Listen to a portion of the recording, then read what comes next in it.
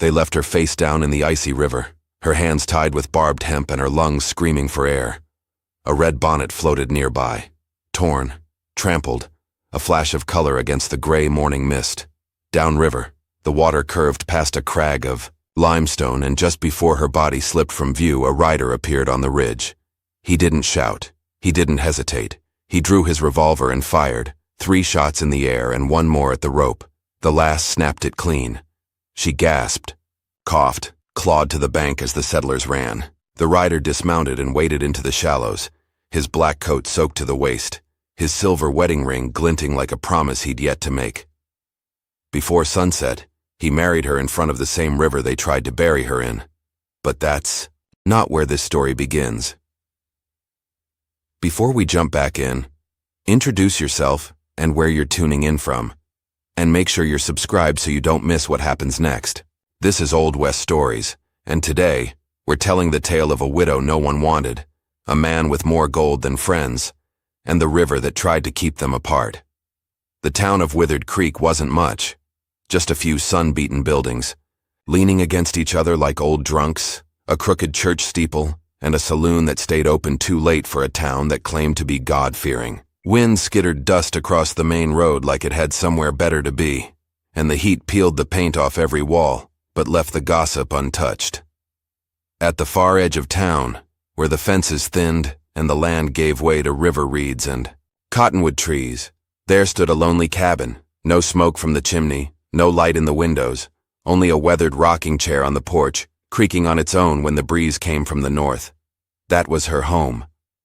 Her name was Eliza Morrow, though most folks only said the widow. The name was a warning, a spell they whispered like it might summon bad luck if spoken too loud. 3 years ago, her husband drowned in the river during a spring flood.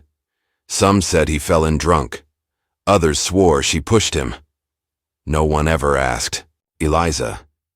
She was tall but stooped, walked with a slow limp that looked older than her 30-odd years.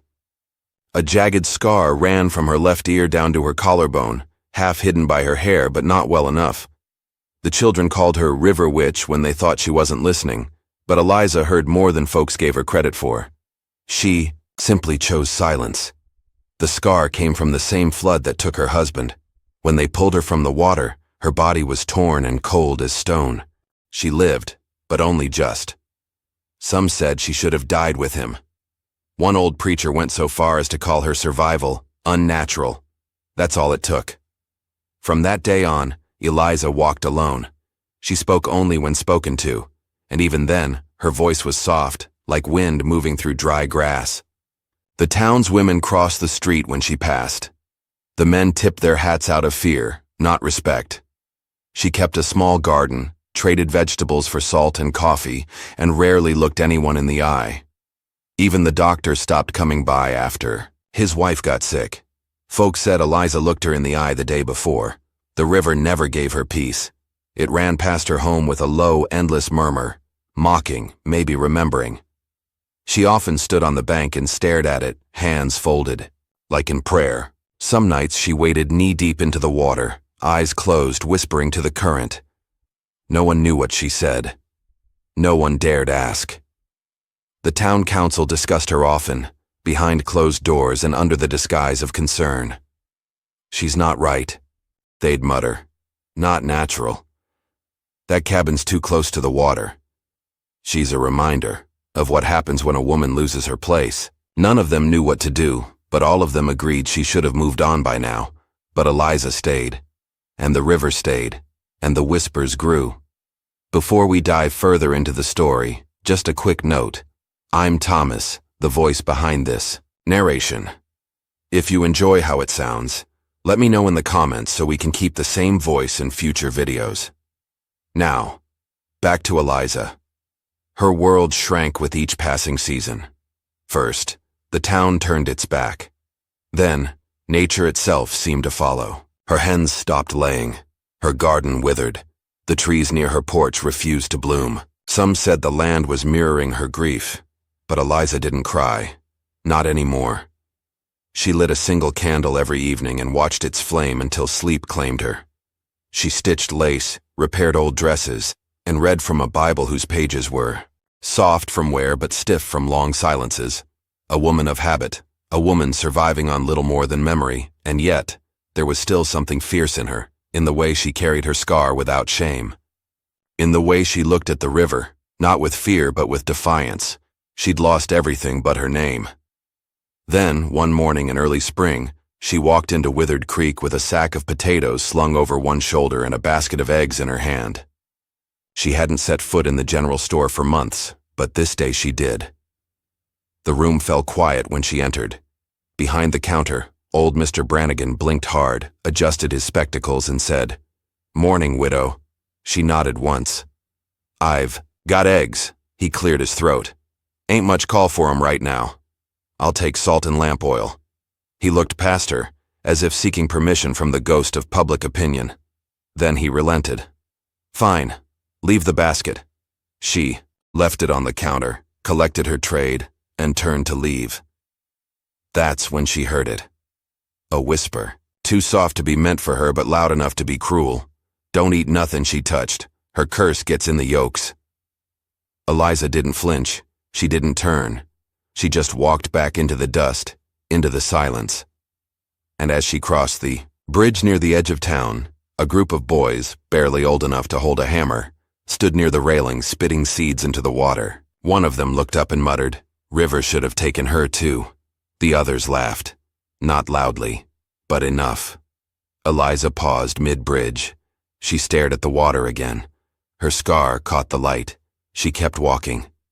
The first time she saw him, he was just a silhouette in the dust. A storm had passed through the night before, lightning splitting the plains, thunder cracking like judgment, and the next morning, the town of Withered Creek smelled of scorched cedar and wet dust. The wind had shifted. It carried a different scent now, cleaner, unfamiliar. Eliza Morrow stood on her porch, mug in hand, watching a rider emerge down the main road. His horse was black, large, and calm beneath him. His coat was oilskin, travel-worn but fine, and he rode without hurry, as if time answered to him and not the other way around.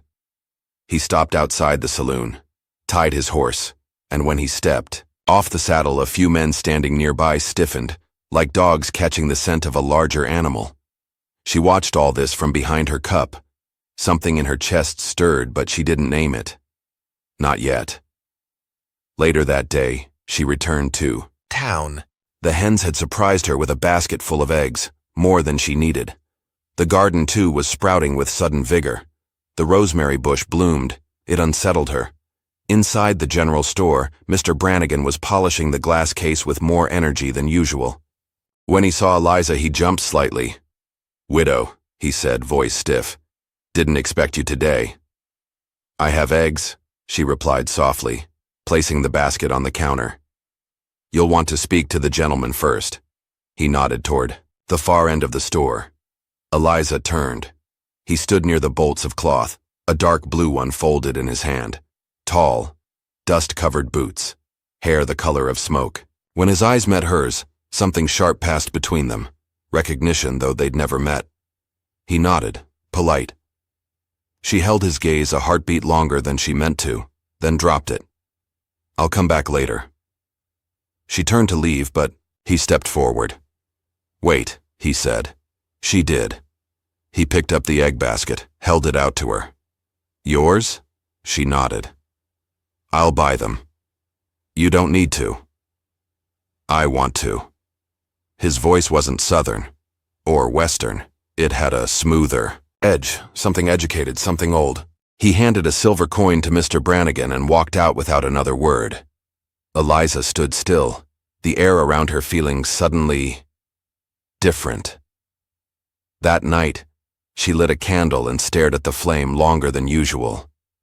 The stranger was called Gideon Blake, a widower too, though no one knew the full truth of his loss. He'd arrived with a heavy chest strapped to his saddle in a silence that demanded respect.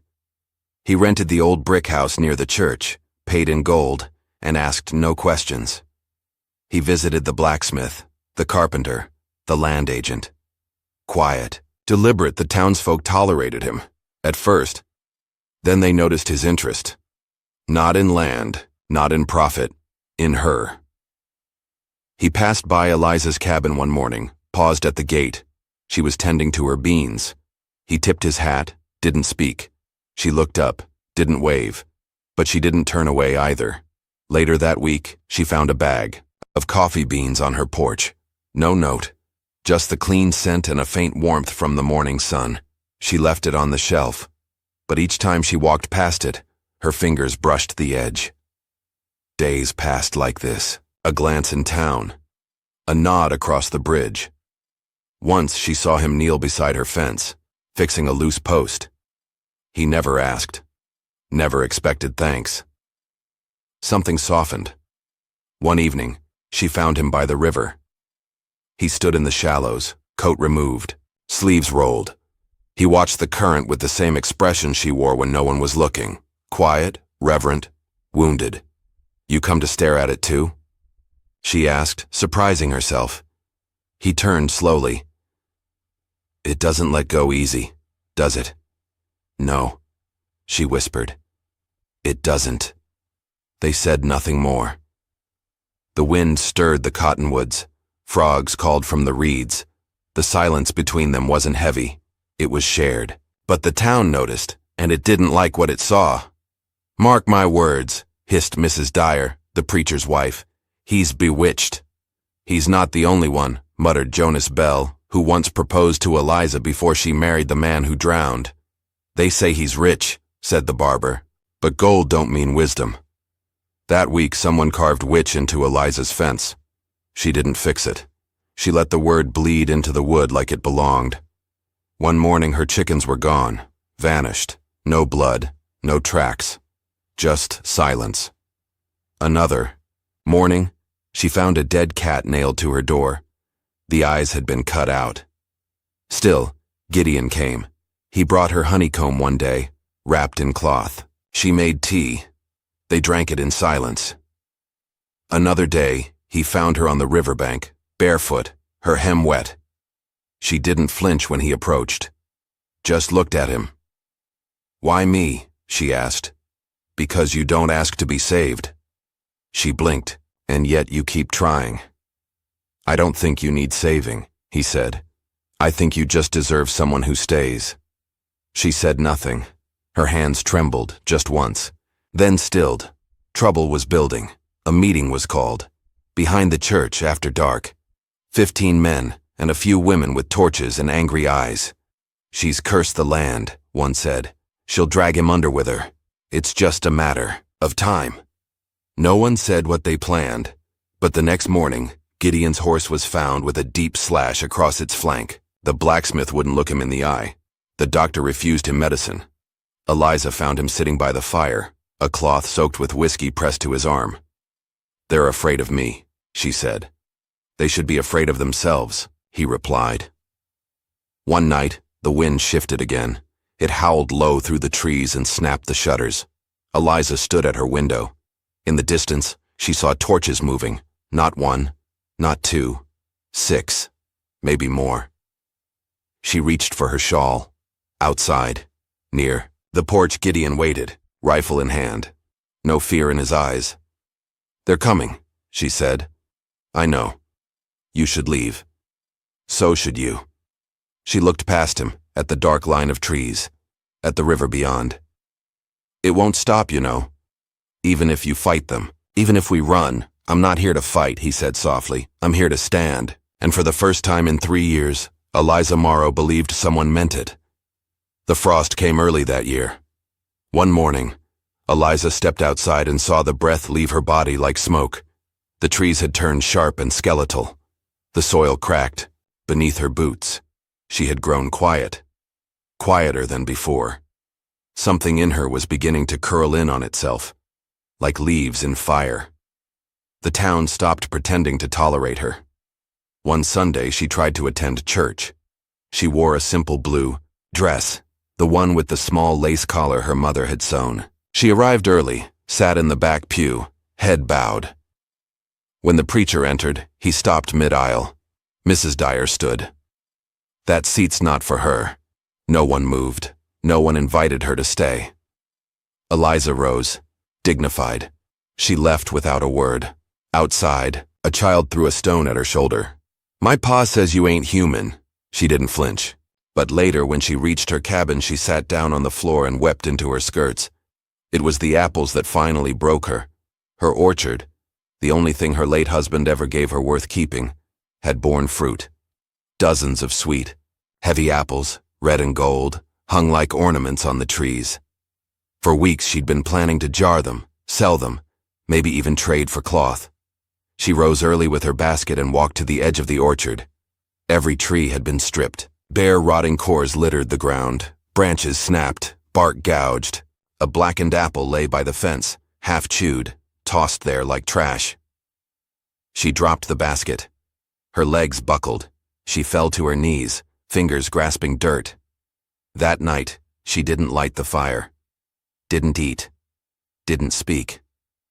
The next day, they came with rope. 4 men.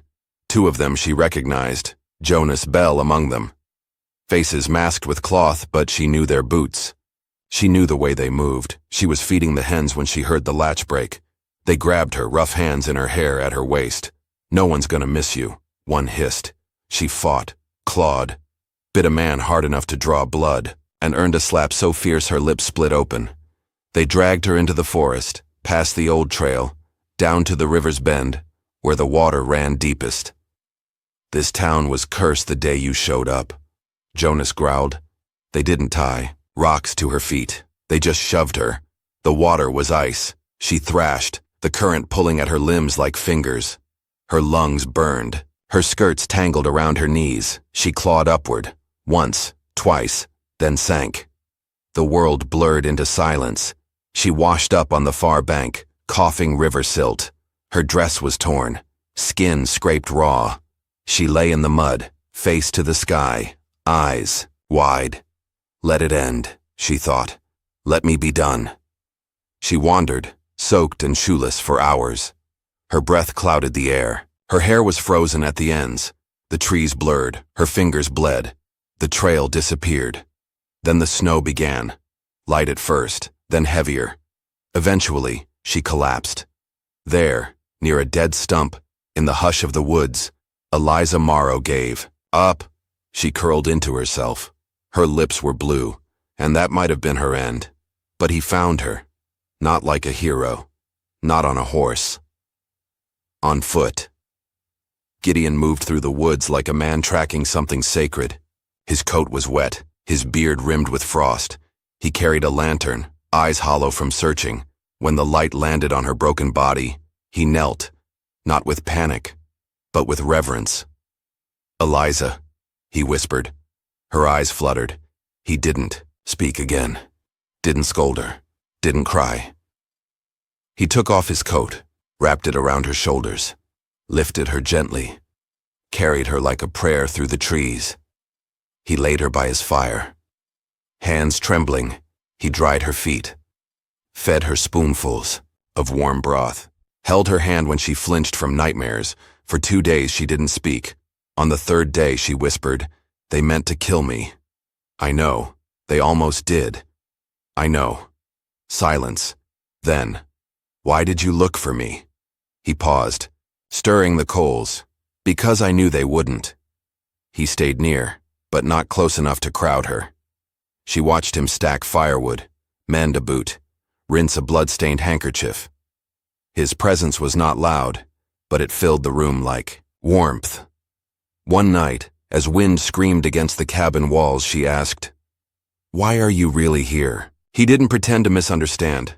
"My wife died 6 winters ago," he said. "Consumption took her slow. She was kind. She was light." "You're fire," Eliza blinked.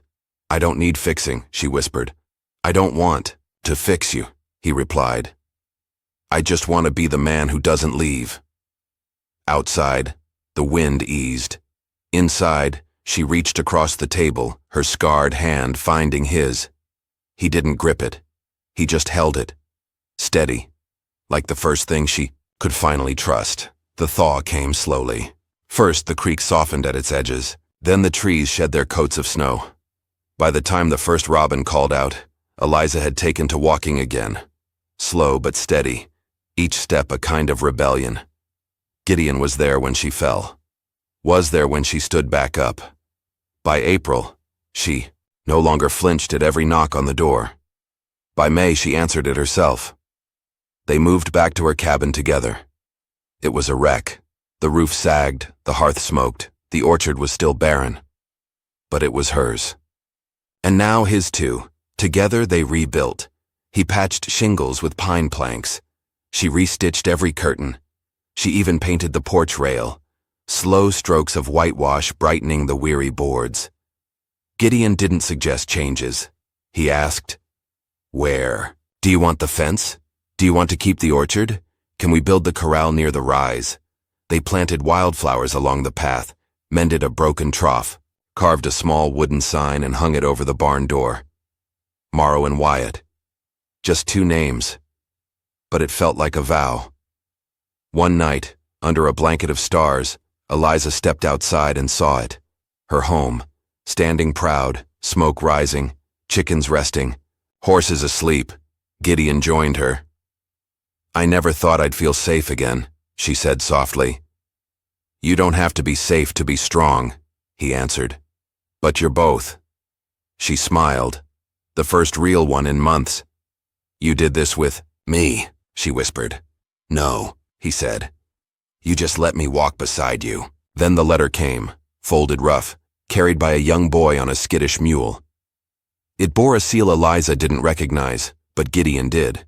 He didn't read it aloud, just stood by the hearth a long while, jaw clenched, letter trembling slightly in his hand. Then he burned it. Eliza didn't ask right away, but the silence changed. Gideon stared out the window more, walked the ridge alone at night. And when she asked if something was wrong, he said, "It's nothing we can't outlast. But even storms that pass can tear roofs clean off." A week later, the man arrived. Black coat, pale horse, eyes like glass. Marshall, Ellis Kane. Gideon stepped out to meet him, hand near his belt, not on his gun, just near it. "Marshall," Gideon said, "I figured you'd come eventually." "You ran out of eventuallys, Wyatt." Eliza stepped beside him. Kane raised a brow. "You told her?" "Told me what?" Eliza asked quietly. Kane answered for him. "Your husband helped bury a town, ma'am, not just with shovels. With fire." Gideon didn't look away. Eliza's mouth went dry. "He was a bounty man," Kane continued. "Worked both sides of the law. Took gold for heads. Sometimes before the law even knew the names. Made enemies, made widows, burned bridges and barns. Then he vanished." Eliza looked at Gideon. He said nothing, but he didn't deny it. That night the fire burned low. Eliza sat by the table staring at her hands. "I thought I'd have time to explain," Gideon said finally. "Not hide it, just soften the edge." "You burned towns?" she asked. "No, but I burned down. The parts of me that didn't know better. You lied. I survived. Like you did." The next morning, Kane returned. "Turn yourself in, Gideon. I'll let the girl keep the ranch, maybe even the horses." Gideon didn't move. Eliza stepped between them. "He's not going anywhere." Kane laughed. "You think a woman this town tried to drown gets to speak for justice?" "No," she said. "But I get to speak for myself." She looked at Gideon. "Do you regret what you did?" "I regret who I had to be," he said. She nodded. "Then you stay. Let the past come if it must, but I won't lose another man to fire."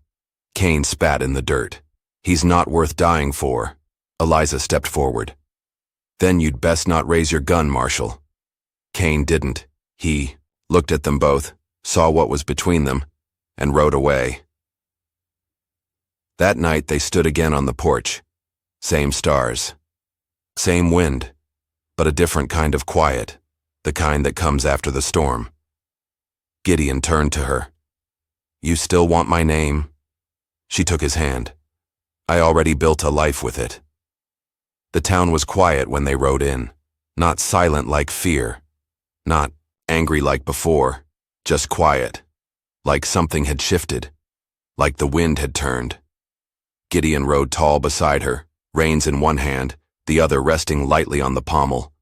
Eliza sat straighter than she ever had, chin lifted, eyes ahead. She wore her blue dress again, the one with the lace collar. It still had a faint tear along the hem, the memory of that Sunday morning long ago. But she didn't hide it. Ori, them see the scars. Let them remember what they'd done. They stopped in the center of town, by the well, where whispers once followed her, where children had thrown rocks. The general store's door creaked open. Mrs. Dyer stepped out, apron folded. In her hands, behind her a dozen others gathered, drawn by the weight in the air. By the woman who'd survived. By the man beside her who'd chosen to stay. Gideon dismounted. Then slowly he reached up and offered Eliza his hand. She hesitated only a moment, then placed hers in his, and stepped down. Not behind him, beside him. Gideon turned toward the townsfolk. Name's Gideon Wyatt, he called. I helped bury a few devils in my day. Thought I'd buried my soul with them, but this woman dug it back up. A murmur rose. He looked at Eliza. I've seen fire and ash and blood, but I ain't never seen grace until I watched her plant wildflowers over ruin. He turned back to the crowd. She is my wife. No priest had spoken the words. No ring had been passed, but the vow was loud enough to reach every porch, every shame-filled window, every hard heart that still dared to beat. And then she spoke. My name is Eliza Morrow Wyatt, she said, her voice clear. You left me to die. You burned my trees. You spit on my name. But I'm still standing. Not a soul interrupted. She looked around, at the dusty buildings, the crooked signs, the history buried beneath the town's cracked streets. I won't spend the rest of my days asking you for kindness. I found it elsewhere. She looked at Gideon. In him. In the soil we tilled. In the life we built while you weren't looking. No one clapped. No one jeered. But no one dared look away, and that was enough. They left that afternoon. Didn't pack. A wagon full. Just what mattered. The saddle blanket his mother sewed. A pocket knife with her father's initials. A jar of dried herbs. A wooden sign, Morrow and Wyatt, carried on Gideon's back like a banner. The rest? They left to the dust. They built a new cabin further west, where the river widened and the pines turned soft in the dusk, where no one whispered behind curtains, where the only sounds were wind, fire, and the quiet rhythm of two people choosing each other. Again and again. Years later, a child with dark hair and stubborn eyes carved her name into an old porch rail, Eva Morrow Wyatt. She asked her mother once, "Did you ever ride away from danger?" Eliza smiled. "No, darling. I rode toward something better." And every winter, when snow kissed the windows and the fire crackled low, Eliza reached for Gideon's hand beneath the quilt, held it tight. Not because she feared the dark, but because she no longer had to walk through it alone.